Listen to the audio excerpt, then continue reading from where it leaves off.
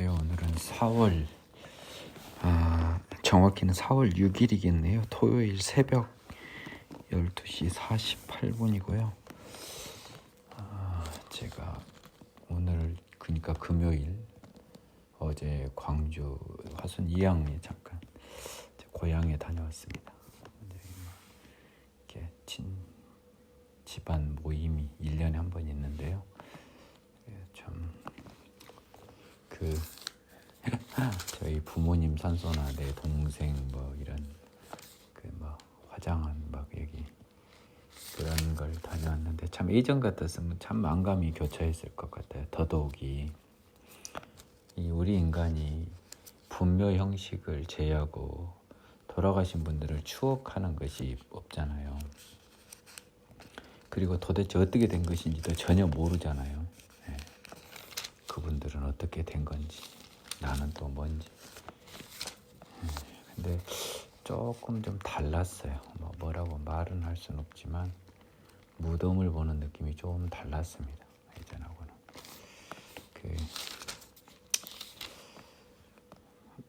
아무튼 그랬고요.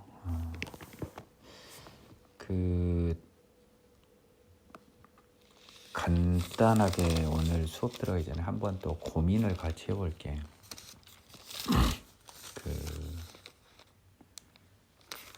만족이라고 하는 것 있지 않습니까? 만족이라고 하는 단어도 행복하고 같이 가는 단어, 여러분. 만족이라는 단어도 만족을 찾을 수 있는 게 없어요. 참 웃기죠. 만족이라고 하는 게 없어요, 여러분. 절대 없어요. 그거는 행복하고 똑같은 거예요. 만족이란 것. 그러니까 인간이 자꾸 없는 단어를 많이 찾아요.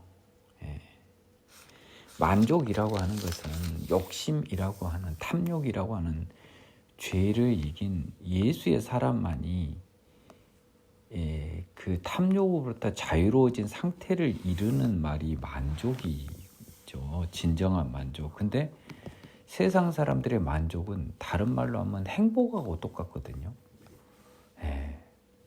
실체가 없어요. 어제 만족했다 오늘 불만족되는 거예요. 그리고 제가 약간 지금 메모를 하나 해놓은 게 있는데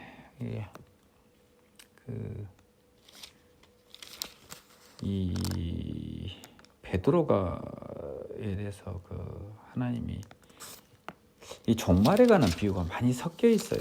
여기 곳곳에 마태복음은 딱 한 군데 모아 있는데 향후 나오겠지만 이 마가복음과 누가복음은 섞여 있더라고요.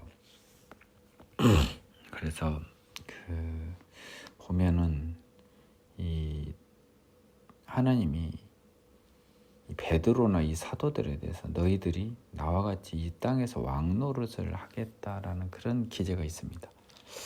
그걸 이제 예전에 제가 얼핏 이야기했던 김엘리사 목사님, 제가 정말 그분의 부지런함은 정말 배워야 된다고 했던 김엘리사 목사님은 그것을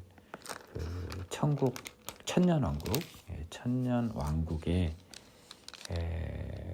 근거 규정으로 설명을 하고 계시더라고요. 제가 봤을 때는 나름 경청할 가치가 있는 것이라고 저는 그렇게 생각합니다.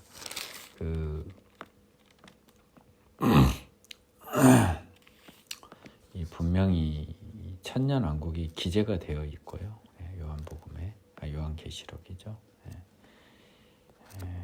그리고 이제 저도 이제 개인적으로 천년왕국에 대해서는 조금 이게 성경에 써져 있는데 긍정한, 부정하고 말 같지도 않는 소리가 있는데 써져 있기 때문에 당연히 있는 거죠. 있는 건데 교회가 천년왕국에 대해 말 같지도 않는 소리고요. 이 세상이 망하기 전에 그래도 세상을 율법을 완성하신 예수님이시잖아요, 여러분. 결국은 그렇죠.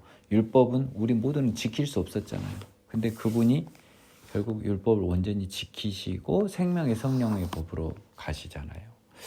그래서 왠지 이 세상이 지금 죄와 사망의 모든 피조물이 고통받고 있는 이 세상도 결국 예수님이 천년왕국이라는 형태로 완전히 회복하시고 하나님이 당초 창조 계획을 예수님에 의해서 일단 완성하신 후 창조 질서가 회복된 천년왕국으로서의 지구랄까요? 지구와 비슷한 것이라고 할까요? 아무튼 모르겠습니다.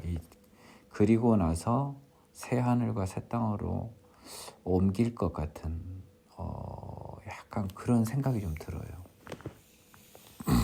예.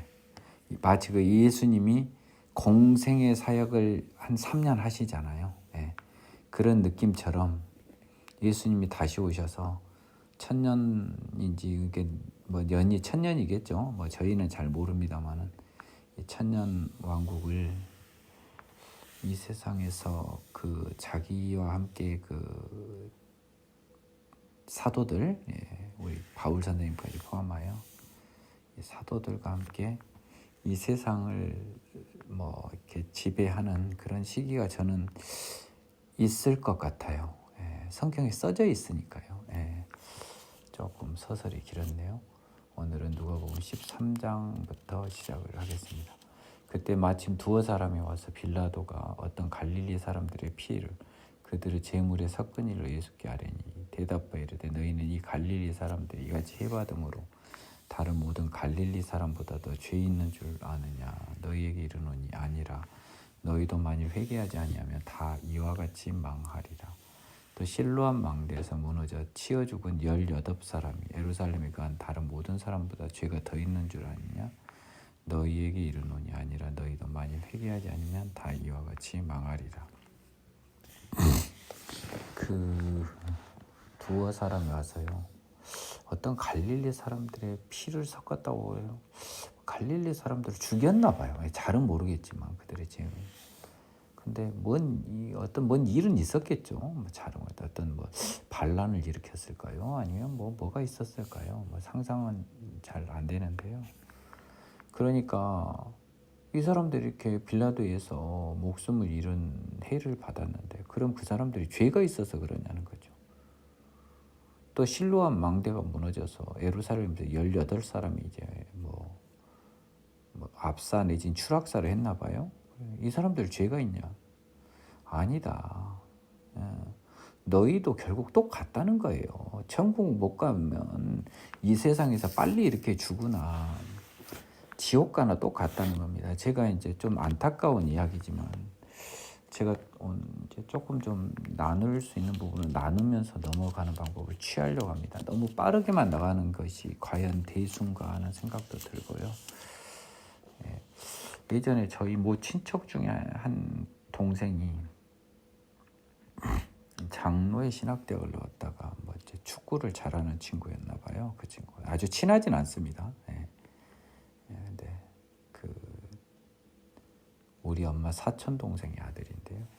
축구를 잘해요. 그래서 그 대학교까지 뭐 이제 축구 선수로 다니다가 이제 장로의 신학대학을 갔는데 나중에 이제 나는 도저히 인정 못하겠다고 할 때 이제 그 세월호 사건을 보면서 다긴 도저히 이해가 안 가는데 저는 솔직하다고 봐요. 나는 그 친구가 정말 솔직하다고 보거든요.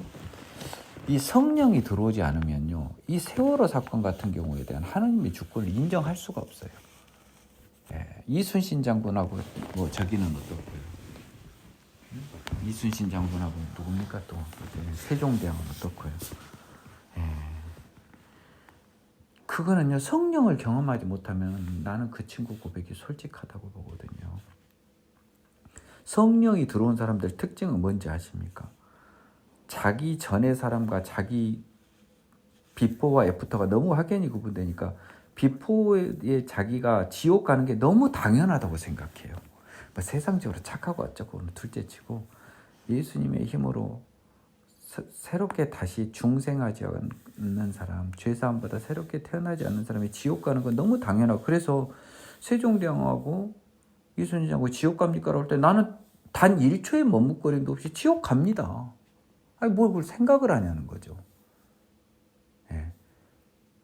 생각을 하는 거예요. 자, 그러면 세월호 사건 한번 예를 들어봅시다.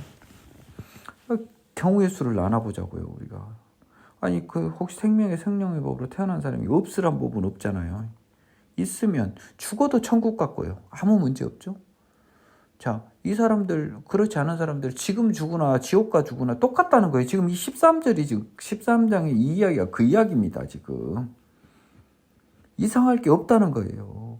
이런 걸로 헷갈리는 사람들은요, 제가 생각했을 때는 안타깝지만 성령이 뭔지, 변하여 새 사람, 죄사함 받아 새 사람 된다는 것을 전혀 모르고 예수를 세상적인 이름으로, 방법으로, 인간적인 방법으로 만나면 나는 그런 딜레마에 빠진다고 봤거든요.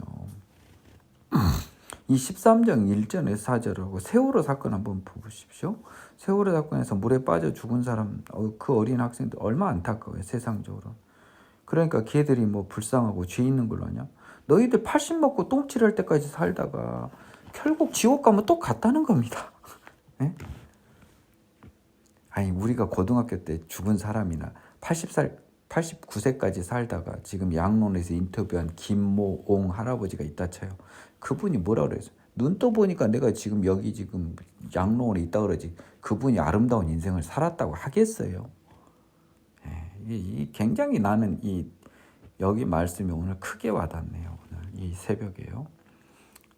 이에 비유로 말씀하시되 한 사람이 포도원에 무화과 나무를 심은 것이 있더니 와서 그 열매를 구하여서는 얻지 못한지라 포도원 지기에 이르되 내가 3년 와서 이 무화과 나무에서 열매를 구하되 얻지 못하니 찍어버리라 어찌 땅만 버리게 하겠느냐 대답하여 이르되 주인이여 금년에도 그대로 두소서 내가 두릅하고 거름을 주리니 이 이후에 만일 열매를 열면 좋거니와 그렇지 않으면 찍어버리소서 하였다 하시니라. 뭐 포도원에 무화과 나무 심었다 그래서 뭐 이상할 건 없고요. 다만 열매를 이제 구하려고 심은 거 아닙니까? 그러면 우리 인간도 그렇게 따지면은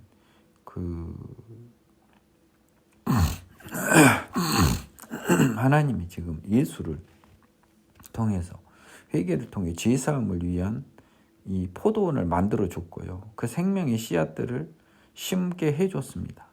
근데 회개에 합당한 열매를 맺어서 죄사함 받아 새 사람이 되지 않은 사람은 하나님 기준으로 그냥 빨리 찍어버린다는 거죠. 이거 필요도 없는 것들을. 그랬더니 우리를 위해서 중보하는 한 분이 그랬나 봐요. 내가 좀만 시간을 더 주세요. 두릅하고 거름을 줘서 그때도 안 주면 열매를 못 맺으면 찍어버려. 시간 준다고 열매 맺겠어요. 다만 누가 우리를 위해서 간구하는 이분이 있겠죠. 성령님인지 예수님인지 모르겠습니다만은 아무튼 두 분이 다 간구하시겠죠. 뭔 말이에요. 결국 우리가 죄사함 받아 새롭게 태어나면 어차피 지옥 가는데요. 뭐 의미 없다는 겁니다. 똑같아요. 아니 100살 살고 죽으나 우리가 초등학교 때 죽으나 똑같아요. 여러분은 세상을 의미를 두면 그건 하늘과 땅 차이인 거예요. 세상적인 기준은. 그래도 세상적인 낙을 15세부터 89세까지 70부터는 의미도 없고 그냥 마이너스 인생이니까 70까지 산 걸 의미를 찾으려니까 굉장히 큰 거죠. 근데 지옥 간다는 전제에서 보면 아무 차이가 없는 거예요. 여러분 빚이 29억이 있으나 29억 10만 원 있으나 뭔 차이가 있어요? 여러분들은 지금 10만 원에 굉장히 의미를 두고 있다는 한번 그 생각을 해보시길 바래요. 예수께서 안식일에 한 회당에서 가르칠 때 18배 동안이나 귀신 들려 앓으며 꼬부라져 조금 더 펴지 못한 한 여자가 있더라. 예수께서 보시고 불러 이르시되 여자여 네가 네 병에서 놓였다 하시고 안수하시니 여자가 곧 펴고 하나님께 영광을 돌리는지라. 회당장이 지금 현재 지금 상황이 뭡니까? 뭐 딴 건 다 관심 없지만 지금 안식일에서 지금 일이 이루어진 겁니다. 지금 회당장 예수께서 안식일에 병 고치시는 것을 분내어 무리에게 이르되 일할 날이 엿새가 있으니 그동안 와서 고침받을 것이요 안식일은 하지 말 것이니라 하거늘. 지금 회당에서 지금 예수님께서 병 치료를 많이 하시나 봐요. 그렇죠? 그랬더니 이 여자뿐만 아니라 예수뿐만 아니라 모든 사람들한테 성질을 내면서, 왜냐하면 이 사람은 성질이 나요. 왜? 이 형식적인 율법주의 위선자라니까. 이 사람이 병에 놓인 건 둘째치고 자기들이 그렇게 금과 옥조처럼 여기는 안식일에 하지 말아야 할 일을 한 것만 보이는 거죠. 그러니까 화가 난 거죠. 그 사람은 당연한 겁니다. 마치 세월호에 그 죽은 불쌍한 그 고등학생들의 영혼이 불쌍해서 하느님은 없다고 본 제 사촌 동생도 이거하고 똑같은 거예요. 지 기준이에요. 지금 하느님 기준이 아니라 자기 기준이야. 안식일에 왜 쓸데없는 일을 하냐는 거예요. 왜 위법한 행위를 하냐는 거죠. 얼마나 정당합니까? 일할 날이 엿새가 있으니까 그때 와서 고침받지 왜 안식일에는 하냐는 거예요. 100번 1000번 옳은 말이죠. 형식적으로 안식일을 적용하면. 근데 예수님 답을 볼까요? 외식하는 자라. 예, 위선자야. 너희가 각각 안식일에 자기의 소나 나귀를 외양간에 풀어내어 이끌어가서 물을 먹이지 않느냐. 정말 예수님 비유가 좋지 않습니까? 일할 날 엿새하고 이 일요일 날은 하지 말라. 100번 나는 설득 당할 뻔했거든요. 저는 그랬더니 예수님이 딱 뭐라 그럽니까? 그러면 일요일 날, 뭐 이때는 뭐 이들 안식일, 토요일인지 상관없이 일요일로 보자고 우리 기준으로 안식일 날 소나 나귀가 이걸 가서 물을 안 먹이냐고는 거예요. 안식일이라고 해서 그 너그 재산이니까 그거 다 먹이잖아. 그래 율법에는 그거는 풀어놨잖아. 짐승을 물 안 먹이면 죽잖아요. 그런데 안식일에 우선하잖아요. 그 살리는 게. 그러면 18일 동안 사탄에게 매인받은 왜냐하면 지금 소나 나귀가 외양간에 묶여 있으면은 물 못 먹어서 죽어요. 그리고 죽진 않더라도 발육 상태가 엉망이 되죠. 그럼 18해 동안 사탄에게 묶인 짐승하고 똑같아요. 외양간에 묶인 짐승처럼 비유했어요. 아브라함의 딸을 안식일에 이 매음에서 푸는 것이 그래서 영생의 물을 먹게 하시는 것이 합당하지 아니하냐. 예수께서 이 말씀하시면 모든 반대하는 자들을 부끄러워하고 온 무리는 그가 하시는 모든 영광스러운 일을 기뻐합니다. 저도 당황했는데 예수님은 역시 대단한 비유로 딱 핵심을 짚고 넘어가시죠. 너희는 그러면 너희 소도 일할 엿새 날이 물 줄 날 엿새 날이 있으니까 일요일 날도 물 주지 말라는 거예요. 굶어 죽어버리든지 말든지 목말라 죽든지 말든지. 이런 미선자들아, 형식만 지키는 자들아. 그러므로 예수께서 이르시되 하느님 나라가 무엇과 같을까? 내가 무엇으로 비교할까? 마치 사람이 자기 채소밭에 갖다 심은 겨자씨 하나가 같으니 자라 나무가 되어 공중의 새들이 그 가지에 깃들였느니라. 또 이르시되 무엇으로 비교할까? 가루 선말에 갖다 놔 전부 불풀게 한 누룩과 같으니라. 지금 이 두루마리가 바뀌어 버렸는데요. 그 10절부터 17절과 이어지지 않아요. 그러므로가. 근데 이제 이 마태복음에서도 나왔지만 겨자씨하고 그 누룩은요. 저는 이렇게 생각합니다. 이게 뭐 이제 작은 게 커진다라는 의미도 있지만 안 믿겨요. 안 믿겨. 겨자씨 하나를 심어서 나중에 잡아보세요. 내가 민기영이 딱 겨자씨 하나를 보여줍니다. 요거 심으면 나중에 나무같이 커서 공중 새들이 거기에 깃들걸요? 믿냐고요. 또 누룩이 있어요. 가루에 이제 푹 풀어서 이거 하면요. 이거 지금 그릇에 요거밖에 밀가루가 안 되잖아요. 근데 이거 들어가면 요 시루 꼭대기까지 부풀어 오릅니다. 자, 이 누룩이라는 실체를 모르고요. 겨자씨 말을 실체를 모르면 내가 이 말하면 안 믿긴다고 할 거예요, 사람들이. 근데 이 믿기지 않는 일이 이 세상에 발생한 우리는 이 진실을 알아버리니까 당연하게 믿지만 처음에 초등학생 때 우리가 신기한 게 얼마나 많았어요. 신기한 게 너무너무 많았어요. 그 신기한 것처럼 천국도 초등학생 심정으로 보면은 안 믿기는 거예요. 우리는 다 초등학생과 같은 거죠. 천국은 처음 경험을 못한 거니까 안 믿기는 거야.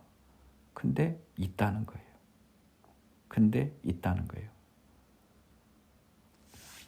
그 말입니다. 지금 한번 잘 생각해 보세요. 여러분이 초등학생이 겨자씨 하나를 보고 이게 나무가 돼서 이렇게 된다.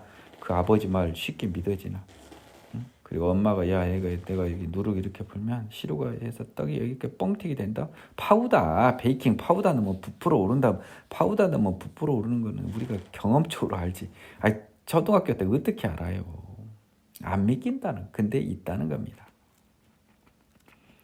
중요한 비유가 나오죠. 예수께서 각성 각 마을로 다니시나 가르치시며 예루살렘으로 여행하시더니 어떤 사람이 여쭤되 주여 구원을 받은 자가 적으니까 그들에게 이르시되 좁은 문으로 들어가기를 힘쓰라. 내가 너희에게 이르노니 들어가기를 구하여도 못하는 자가 많으니라.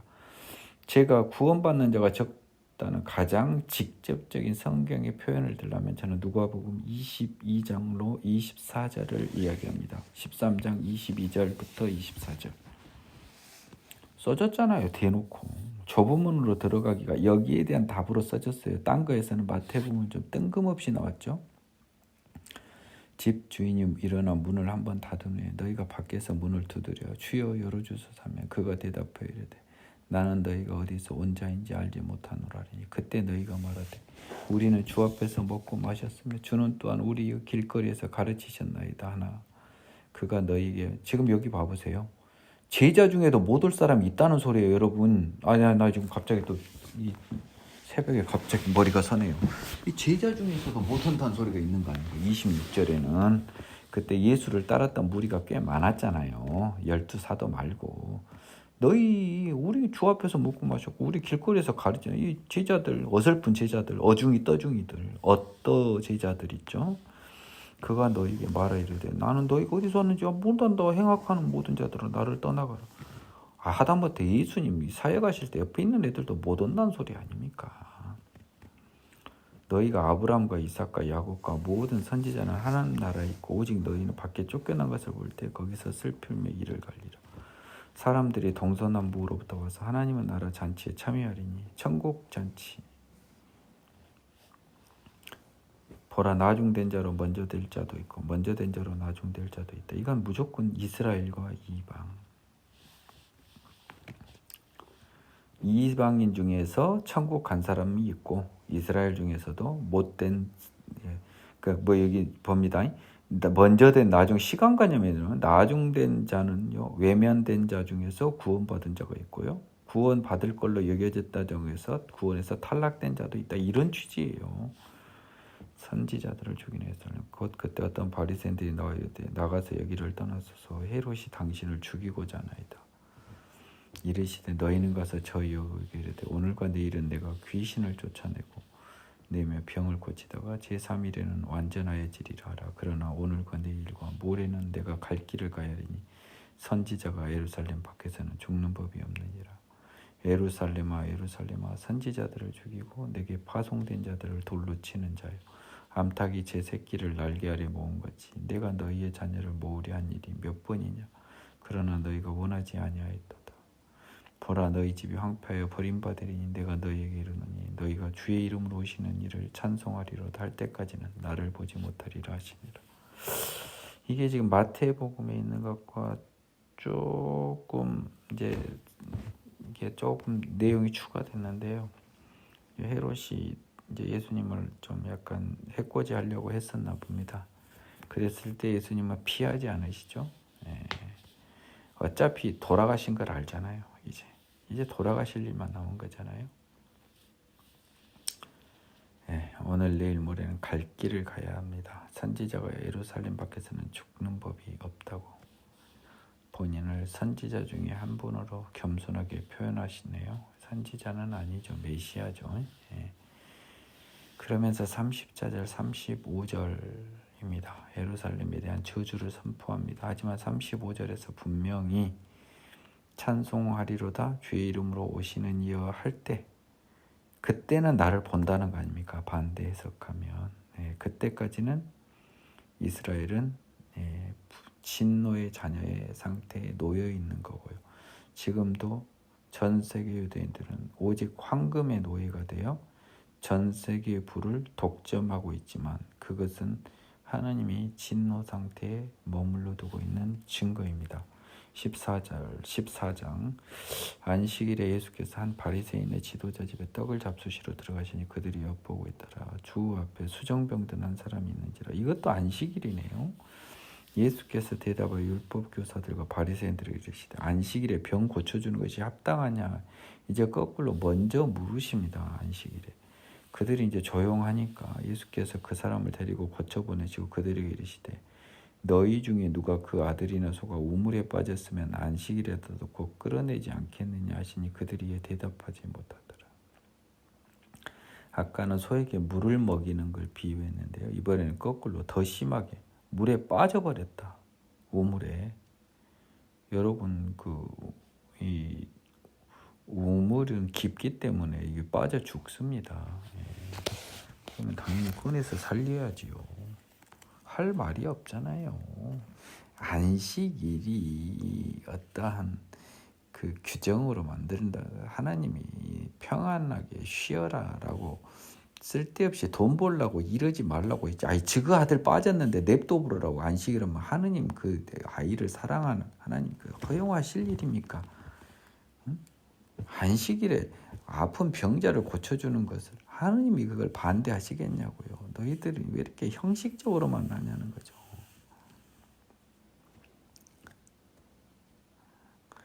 하나님이 안식일을 왜 두셨냐면요. 저는 그렇게 생각해요. 그때라도 죄 짓지 말라고 둔 것 같아요. 그날이라도 죄 짓지 말라고. 응? 제 생각입니다.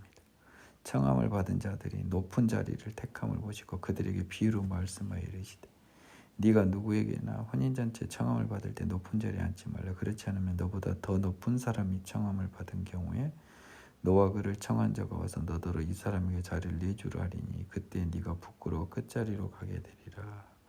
청함을 받을 때 차라리 끝자리에 앉으라. 그러면 너를 청한 자가 와서 너더러 보시에 올라 앉으라 하리니 그때 함께 앉은 모든 사람 앞에 영광이 있으리라. 무릇 자기를 높인 자는 낮아지고 낮추는 자는 높아지리라.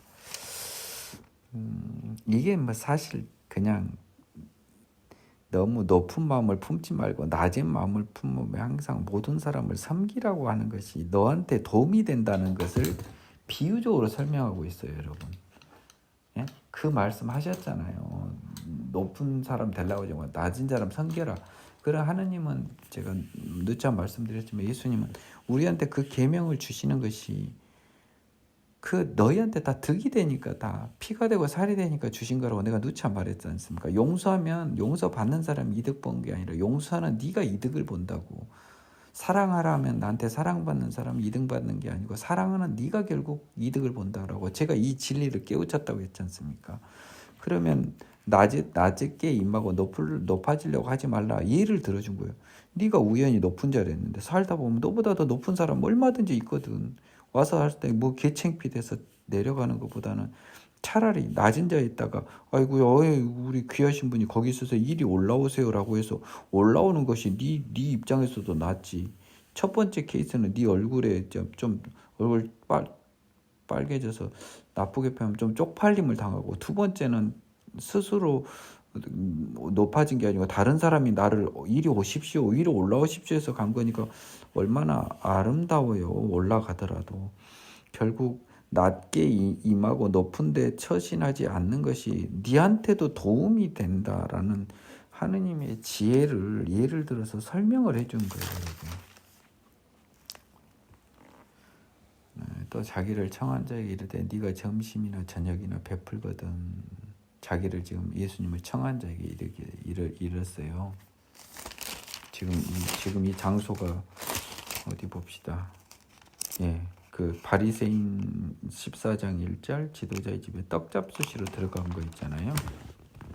근데 보면은 아까 제가 살짝 지나쳐서 놓쳤는데 그들이 엿보고 있더라 해서 예수님 책 잡으려고 이 부른 거거든. 이것들이 초대한 거거든. 근데 안식일 관련해서 카운터 펀치 맞아가지고 게임이 끝나버렸죠. 그래서 끝자리에 앉으라고 하는 레슨, 삶의 레슨 받고요. 그래서 이제 한 번 더 이제 두 번째 레슨을 합니다. 네가 점심이나 저녁이나 이렇게 베풀거든. 형제나 친척이나 부한 이웃을 청하지 말라고. 그러면 그 사람들이 그 너한테 신세진 것 때문에 도로 이제 갚아보면 네가 선을 베푼 게 제로가 돼버리는 거예요. 그렇죠? 하늘에 쌓은 너의 그 선이 0이 되어버려. 네가 얻어먹어 버렸으니까. 네가 줬다 얻어먹고. 차라리 잔치를 베푸거든 가난한 자들과 몸 불편한 자와 저는 자들과 맹인들을 청하라. 그리하면 그들은 갚을 것이 없으니까 네가 그대로 쌓은 복 선이 그대로 남아있는다는 거죠. 이는 의인들의 부활 시에 네가 갚음을 받겠다. 하늘에 쌓은 보물이죠. 부자들한테만 잘해주면 걔들이 너한테 빚 갚아버리면은 품앗이처럼 돼버리면 똔똔이 돼서 영이 돼버린다. 하늘에 쌓은 게 없는 거다. 재밌는 비유를 하시네요. 가난한 사람들을 실제로도 이래요, 여러분. 비슷한 사람들은 서로 주거니 받고 내가 밥 한 번 사면 제가 사지 않습니까? 나한테 밥 살 수 없는 사람한테 밥을 사버리면 그 사람은 영원히 나를 갚을 돈이 없거든요. 밥 살 돈이 없거든요. 그럼 누가 갚아야 됩니까? 하느님이 갚아야 된다. 하느님 빚쟁이로 만들라는 소리예요. 이게 굉장히 중요합니다. 여러분 믿음에 있어서 하느님을 빚쟁이로 만들어 버리세요. 가장 편합니다. 제가 이게 조금 요 돈은 좀 알 것 같더라고요. 제가 많이 경험을 해봤습니다. 하느님 빚쟁이 만들어버려요. 그럼 내 마음이 편해져요. 네, 저 사람 돈 가져가라. 아이고 나는 하느님한테 받을란다. 이래버리면 제일 편합니다. 함께 먹는 사람 중에 하나가 이 말을 듣고 이르되 무릇 하나님의 나라에서 떡을 먹는 자는 복되도다 하니 이르시되 어떤 사람이 큰 잔치를 베풀고 많은 사람을 청하였더니 잔치할 시각에 그 청하였던 자들에게 종을 보내 이르되 오소서 모든 것이 준비되었나이다 하며 다 일치하게 사용한 한 사람이 이르되 나는 밭을 샀으며 아무래도 나가보야겠으니 청하건대 나를 양해하도록 하라. 또 한 사람이 이르되 나는 소 5겨리를 샀으며 시험하러 가니 청하건대 나를 양해하도록 하라. 또 한 사람이 이르되 나는 장가 들었으니 그러므로 가지 못하겠도다 하는지라. 종이 돌아와 주인에게 그대로 구하니 이에 집주인이 노하여 그 종에게 이르되 빨리 시내의 거리와 골목으로 나가서 가난한 자들과 몸 불편한 자들과 맹인들과 저는 자들을 데려오라 하니라. 종이 이르되 주인이여 명하신 대로 하였을 때 아직도 자리가 있나이다. 주인이 종에게 이르되 길과 산울타리로 나와 사람을 강관하에 데려다 내 집을 채우라. 내가 너에게 말하노니 전에 청하였던 그 사람들은 하나도 내 잔치를 맛보지 못하리라 하였다 하시니라. 내가 그 혼인잔치 비유를 마태복음에서요. 천국의 잔치인데 예? 그 사람들을 믿지 않았다. 유대인들이. 예. 믿었으면 누가 공짜 잔치 안 오냐. 내가 근데 제 그때 그 동물적 감각으로는 나쁘게 표현하면 찍었고 좋게 표현하면 하나님 열어주신 게 뭐 많네요. 여기 보니까 이 뭡니까 뭡니까? 하느님 나라에서 떡을 먹는 자. 지금 하느님 나라의 잔치 천국 잔치를 말하잖아요. 그러니까 이르시되 어떤 사람이 큰 잔치를 거기서는 혼인 잔치를 말했지만 천국 잔치란 말이에요. 근데 사람들이 잔치할 시각에 종을 보냈더니 다 다른 세상 일이에요. 세상 일. 첫 번째 세상 일 뭡니까? 밭을 샀다. 돈. 소를 샀다. 돈. 장가를 갔다. 뭐 자기 사정. 정욕. 뭐 이런 거. 응? 나는 이런 것 때문에 천국 잔치에 관심이 없어. 첫 번째. 두 번째. 관심도 없고 두 번째. 천국 잔치가 뭔지 몰라. 이것들보다 더 소중한 건지 몰라. 이 잔치가.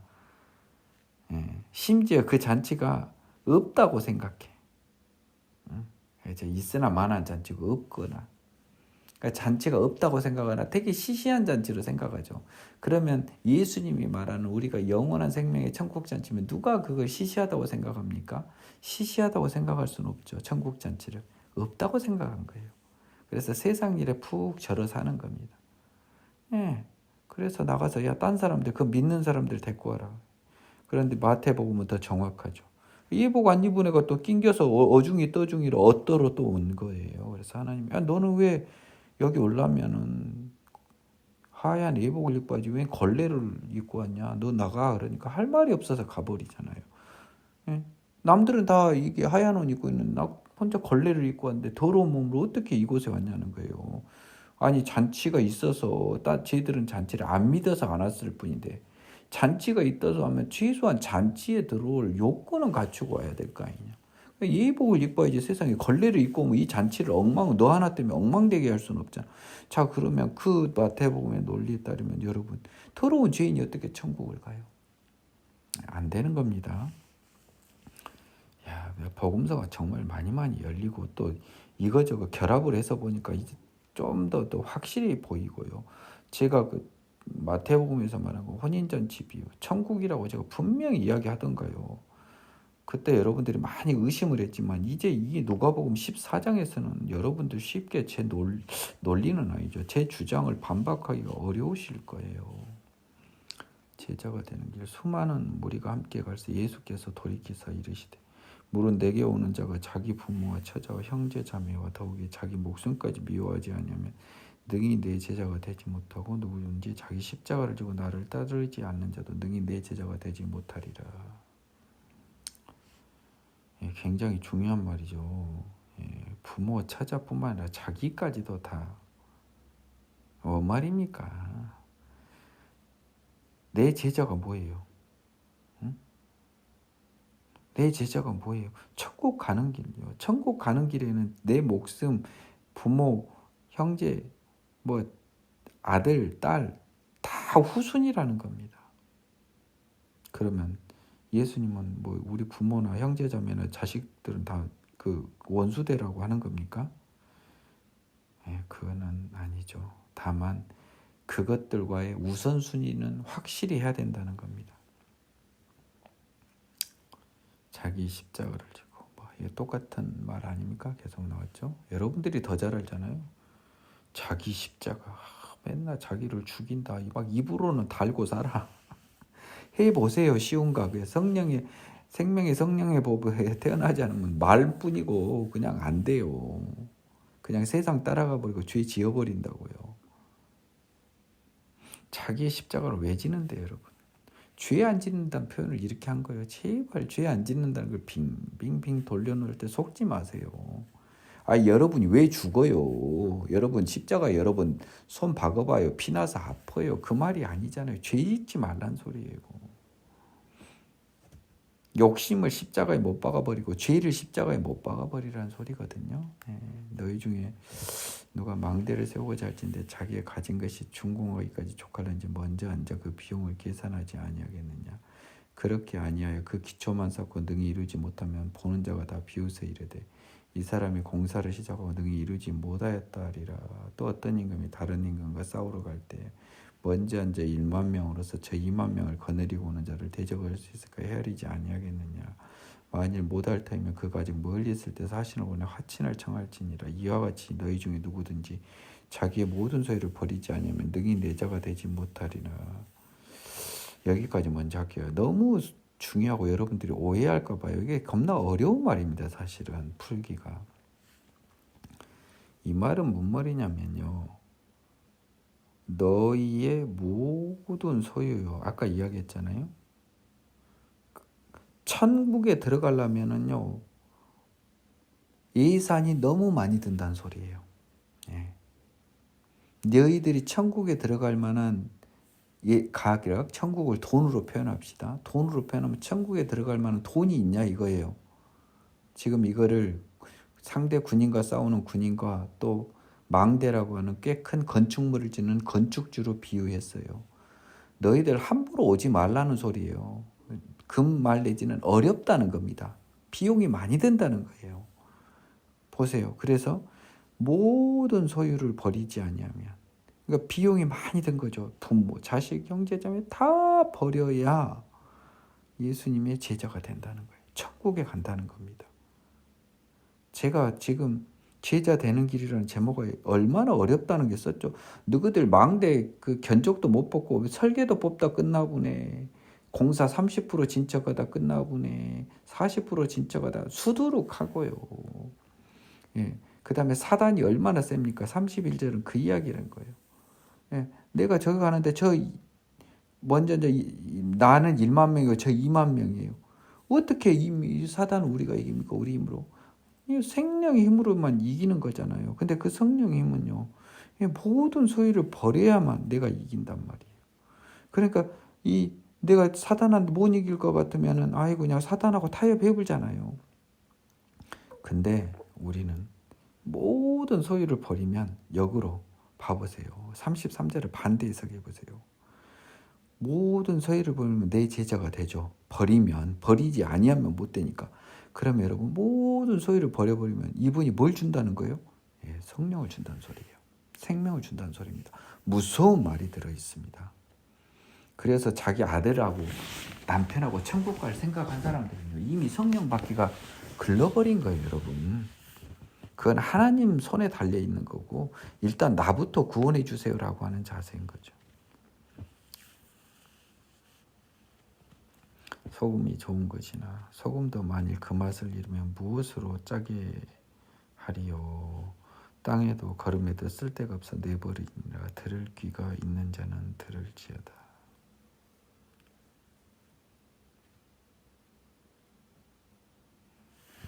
기본적으로는요, 소금은 소금다워야 소금이라는 거죠. 소금인데, 자, 예수를 따라왔어요. 예? 그 뭐 가령 이제 이거는 약간 믿음의 변제라고도 좀 관련됩니다. 예수를 따라와서 짠맛을 좀 맛을 봤는데요. 그 결국 짠맛을 내는 소금 같은, 세상의 소금 같은 존재가 됐는데, 그 어느 날 사탄한테 져가지고요, 예산 잘못 책정해가지고 10%까지는 왔어요. 망대에 설계도까지 뺐어요. 그 정도의 믿음은 있었단 말이에요. 그래서 내 형제 자매의 처자는 못 버리고요, 형제 자매가 버리기 쉽잖아. 형제 자매 버리고 왔다고 쳐, 얘를. 근데 이제 어느 순간 처자까지 요구하니까 바로 폭이 딱 돼버리면, 소금이 이제 맛을 딱 잃어버린 거 아닙니까? 이제 믿음에서 이탈되지 않습니까? 그때부터는 소금은 뭐예요? 심지어 땅에도 거름에도 쓸데없어 아예 버려버린답니다. 흙이라면 거름이라도 쓰지, 소금은 짠맛 잃어버린 소금은 어디 뭐 그걸로 곡식이라도 재배도 못하는. 그러니까요, 믿음에 있는 사람은요, 영원히 짠맛을 내는 믿음을 계속 유지해야 되고, 그러려면 너희 모든 소유를 버려야 된다는 게 33절에 써져 있잖아요. 굉장히 어려운 구절입니다. 여러분들이 정확히 풀어내야 할 것이에요. 15장. 모든 세리와 지인들이 말씀을 들으러 가까이 나오니 바리새인과 서기관들이 수군거릴 때 이 사람이 죄인을 영접하고 음식을 같이 먹는다 하더라. 주로 예수님께서 생각보다 많은 세리와 그 장녀들을 많이 좀 가르쳤나 봐요. 근데 여러분, 세리와 장녀들이 죄사함 받고 새 생명으로 나왔다고는 단정하지 마세요. 지금 예수님이 지금 이런 데 임했을 뿐이지, 이 사람들이 혹해서 왔을 뿐이지, 그 사람들이 다 새 사람 되고 막 너도 나도 막 천국 가고 이거 아니에요. 이거 쉽지 않아요. 지금 지금 14장 33절 보세요. 모든 소유를 어떻게 버려요. 자, 그래서 바리새인과 사기관들한테 보라고 사실 반면 교사로 한 측면이 커요. 여러분들은 그것을 읽어내실 수 있어야 할 거예요. 성경은 아는 만큼 보입니다. 그러니까 바리새인들은 그 자체만으로 지금 예수님을 비난하고 있잖아요. 그래서 메시아를 놓쳐버리잖아요. 그래서 예수님은 오히려 더 죄인과 세리들에게 더 다가간 거예요. 이 눈먼 자들은 못 본다는 거죠. 바리새인과 서기관들은 눈뜬 장님들이에요. 형식적인 건 보고 있다고요. 예수께서 그들에게 이 비유로 이르시되 너희 중에 어떤 사람이 양 100마리가 있는데 그 중에 하나를 잃으면 99마리를 들여 두고 그 잃은 것을 찾아내기까지 찾아다니지 아니하겠느냐. 또 찾아낸즉 즐거웠기에 메고 집에 와서 그 복과 이웃을 불러 모으고 말하되 나와 함께 즐기자. 나의 잃은 양을 찾아내느라리라. 내가 너에게 이르는 이와 같이 죄인 한 사람이 회개하면 하늘에서는 회개할 것 없는 의인 아홉으로 말미암아 기뻐하는 것보다 더하리라. 그 양을 잃은 양을 찾은 목자의 비유가 여러분 너무너무 중요해요. 그만큼요, 이것도 구원이 어렵다는 거예요. 하늘에 있는 99마리의 양은요, 회개할 것이 없는 이 세상 사람이 아닌 이미 하나님의 자녀된 사람들, 이미 가본 다윗이나 이런 게 99명 있어요. 지금 다윗, 아브라함, 아벨, 이삭, 야곱, 시드기야는 아니죠. 히스기야 막 이렇게 있다 쳐요. 자, 이제 이런데 저 세상에 좀 대한민국 어디 A라고 하는 자가 죄에 헤매다가 드디어 하나님 만나 성령과 태어나. 이 사람들은 이미 다 천국에 와버렸잖아요. 이제 하나님의 기쁨이에요. 하나님의 기쁨. 하나님의 기쁨이 죄인 한 사람이 돌아왔을 때 그 기뻐한다는 거예요. 여러분, 죄인은 한 사람이고 구원 이미 받아본 사람이 99이에요. 그러니까 죄사함 받아 성령 받는 사람이 그렇게 흔하지 않다라는 것도 여러분 엿볼 수 있어야 돼요. 그렇죠? 예.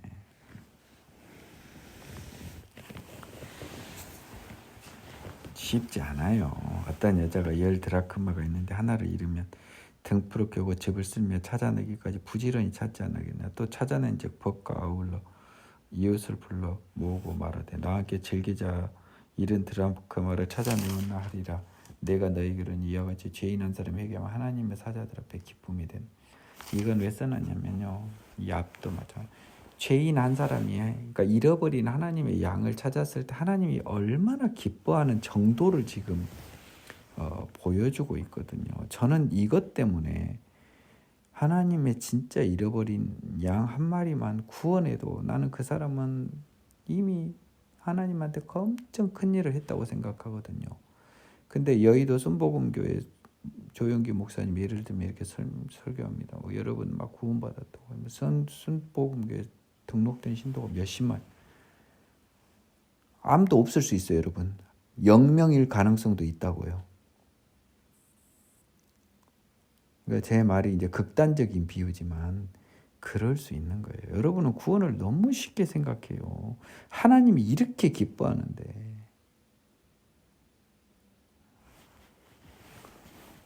안 된다, 불가능하다 이렇게 여러분 힘 빼려고 하는 게 아니고 만만치 않다. 자, 저기 뭐 합니까? 저 당장에 바로 옆 앞 페이지도 안 돌아보고 누가복음 14장 33절.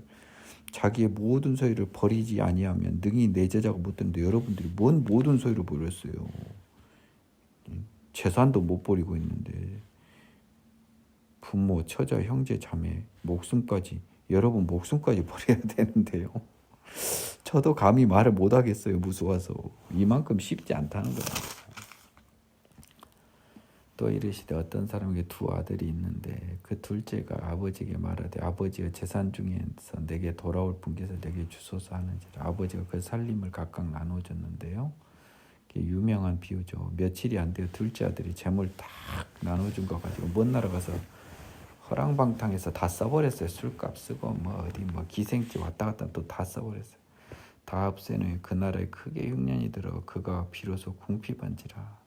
가서 그 나라 백성 중 한 사람에게 붙여 사니 그가 그를 들로 보내어 돼지를 치게 하였는데 그가 돼지 먹는 쥐염 열매로 배를 채우고자 하되 주는 자가 없는지라. 이에 스스로 돌이켜 이르되 내 아버지에게는 양식이 풍족한 품꾼이 얼마나 많은가. 나는 여기서 줄여 죽는구나. 내가 일어나 아버지께 가서 이르기를 아버지 내가 하늘과 아버지께 죄를 지었사오니 지금부터는 아버지 아들이라 일컬음을 감당하지 못하겠나이다. 나를 품꾼의 하나로 보소서 하니라.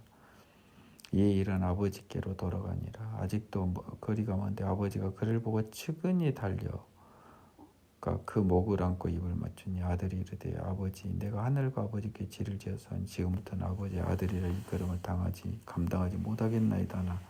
아버지는 종들에게 이르되 제일 좋은 옷을 내어다 입히고 손에 가락지를 끼고 발에 신을 신기라. 그리고 살진 송아지를 끌어다가 잡으라. 우리가 먹고 즐기자. 내 아들은 죽었다가 다시 살아났으며 내가 잃었다가 다시 얻었노라니 그들이 즐거워하더라.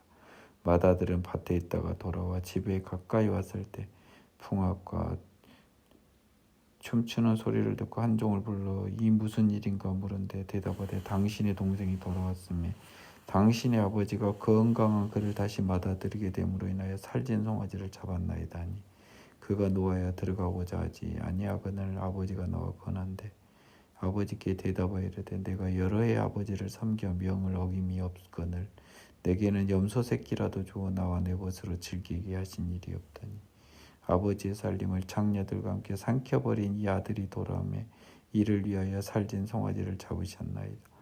아버지가 이르되 너는 항상 나와 함께 있었더니 내 것이다 네 것이로되 이 네 동생은 죽었다가 다시 살아났으며 내가 잃었다가 얻었기로 우리가 즐거워하고 기뻐하는 것이 마땅하니라.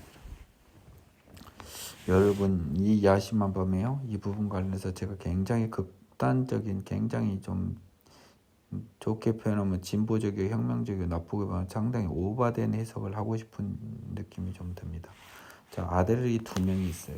한 아들은 죄인이죠. 네. 한 아들은 죄인이에요. 지금 둘째 아들. 큰 아들은요. 예, 아버지 앞에서 적어도요. 예, 뭐 죄인이다 아니다 떠나서 굳이 따지면 죄인은 아니라고 치자고요. 자, 그러면은 이 둘째 아들은 우리 인간입니다. 죄인이 된 우리 인간. 예. 그러니까 저는 이제 이 정도 해석하는 게 맞을 것 같습니다. 예.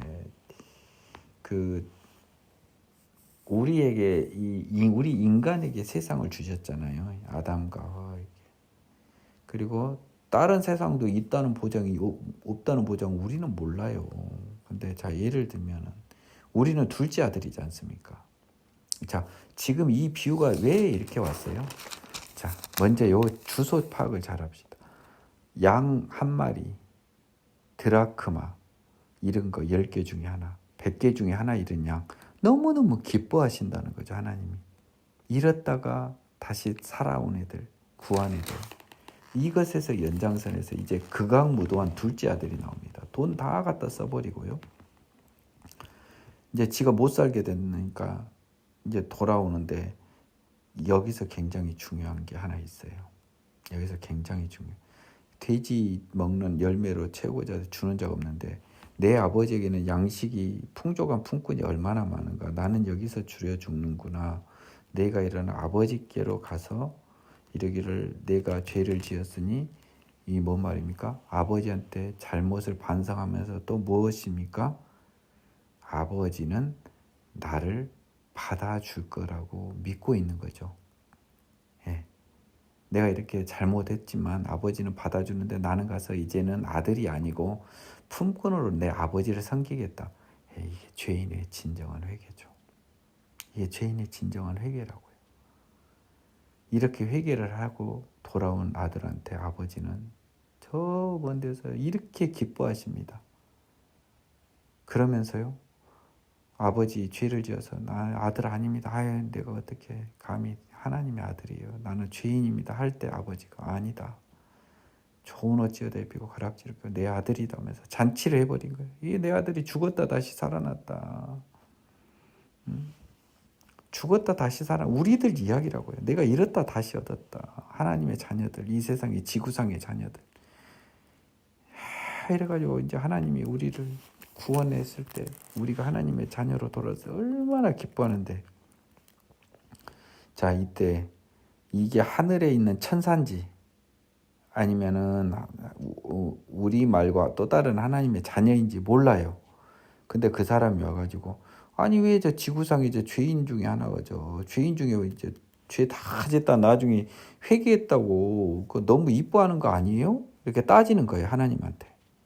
하나님 왜 저 죄인이 아무리 회개했기로 서니 저거 왜 저렇게 저 아버지 재산 다 바닥 내불고 나는 아버지 말 잘 듣고 이게 천국에서 그냥 잘 지키고 있는데 왜 나보다 죄를 더 이뻐하고 나한테는 염소 새끼 하나도 안 주더니 왜 저렇게 죄만 이뻐하세요? 그러니까 하나님 말씀이 그거잖아요.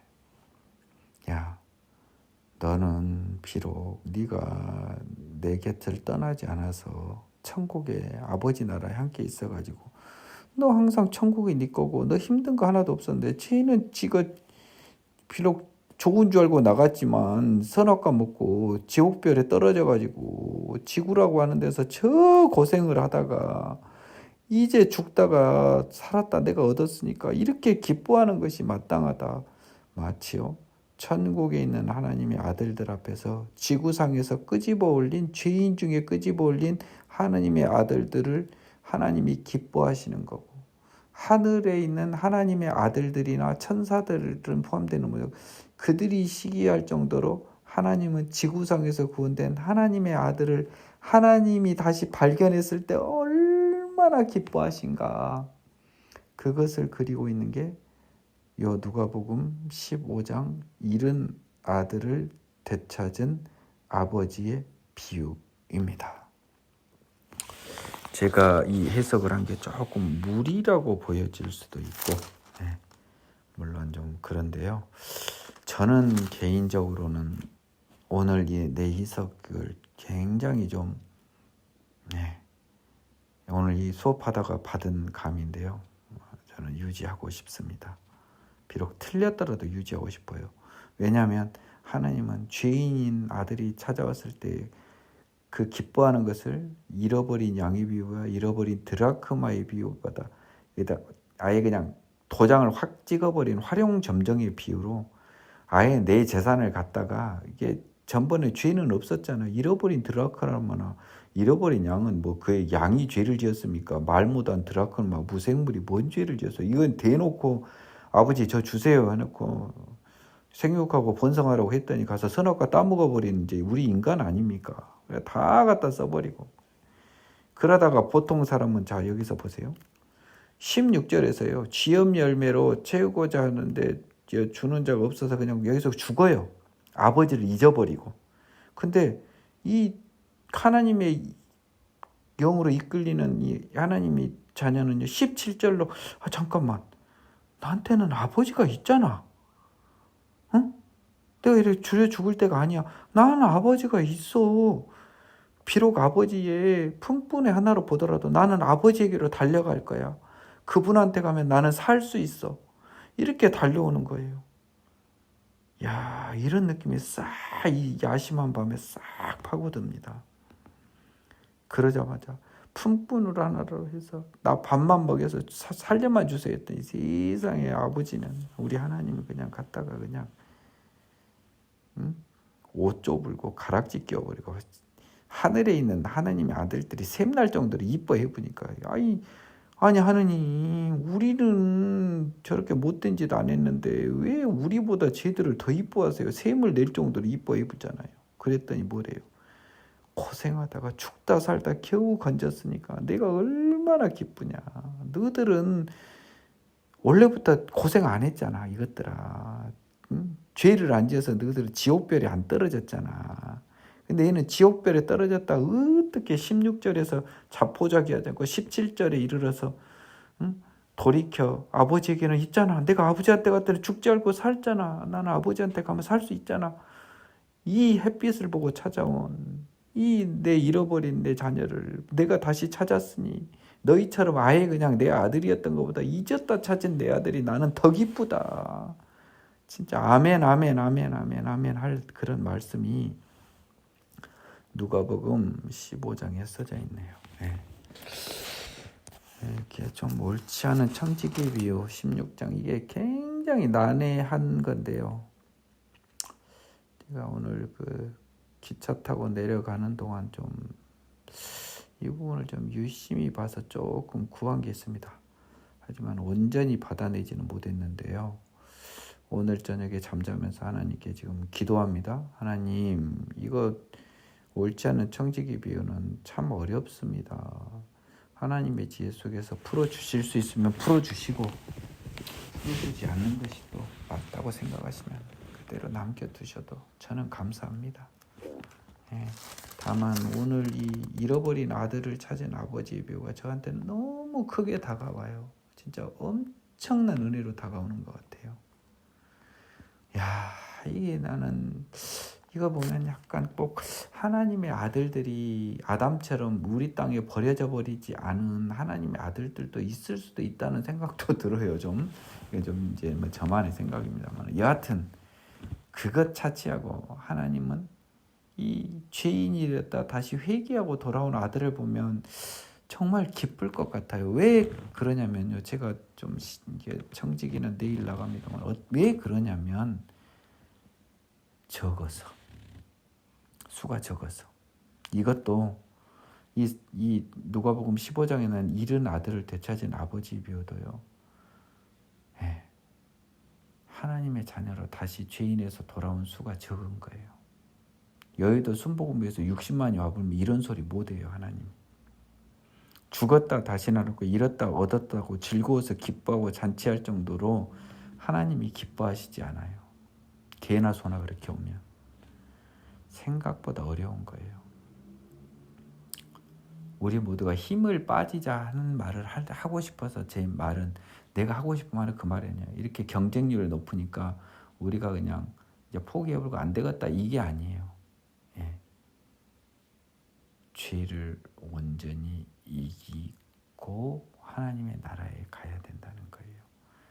예, 물론 그거는 예수님의 성령의 법으로 가능하고 하나님이 정하고 택하고 하나님 알고 정하고 부르신 자들에게만 허용되는 거지만 우리가 천국의 커트라인을 내 멋대로 낮게 설정해서 만연히 나도 개나 소나 다 들어가는 것처럼 생각하는 여러분들이 제 마음속에서는 좀 안타까워요. 예, 굉장히 높습니다. 다만 그 높은 커트라인을 우리의 힘으로는 통과를 못하고 예수님의 힘으로 우리가 그 높은 커트라인을 넉넉히 통과하는 저와 여러분이 될 수 있다고 생각하고요. 될 수 있기를 기원합니다. 여러분 수고하셨습니다.